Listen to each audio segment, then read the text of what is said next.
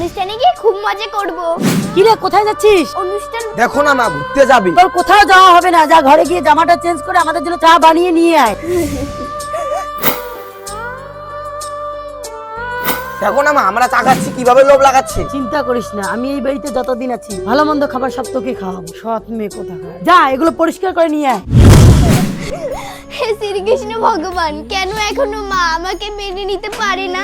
তুমি আমাকে বলে দাও ভগবান। আর আমি সৎ মেয়ের জ্বালা সহ্য করতে পারছি না। হ্যাঁ মা, আমিও। এখন কি করা যায়? দাঁড়া তুই, আরে পেপসি। যা এটাতে বিষ মিশানো আছে, ওকে ছলে বলে কৌশলে খাইয়ে দিয়ে আয়। ঠিক আছে মা। বোন, তোর কষ্ট আমি বুঝি। দেখ মা আমাদের জন্য কি পাঠিয়েছে।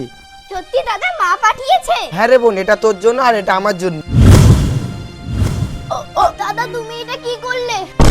এই না হলে তুই আমার ছেলে, যা ওকে গিয়ে কোথাও ফেলে দিয়ে আয়, যেন কেউ খুঁজে না পায়।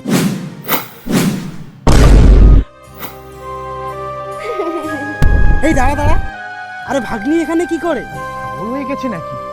আরে রিয়া মা, তুই এখানে কি করিস? আরে মামা কি আমাকে দেখতে পাচ্ছে? আরে মা চল, আমি তোদেরই বাড়ি যাচ্ছি। হ্যাঁ মামা, চল। যাই হোক, জ্বালাটা তো আমার মিটলো, এখন তুই ভালো করে থাকতে পারবি। আরে চুপ কর, ও আমার এমনিতেও সৎ মেয়ে, আর ওর উপর আমার কোনো টান নেই। না, আমরা কিছু করিনি। আরে কি হয়েছে রিয়া? মামা, আমি আর নেই, আমাকে এরা শেষ করে দিয়েছে। আরে মা, কার সাথে কথা বলতেছে? আরে কি বলিস তুই এগুলা? কিছু তো গড়বড় আছে।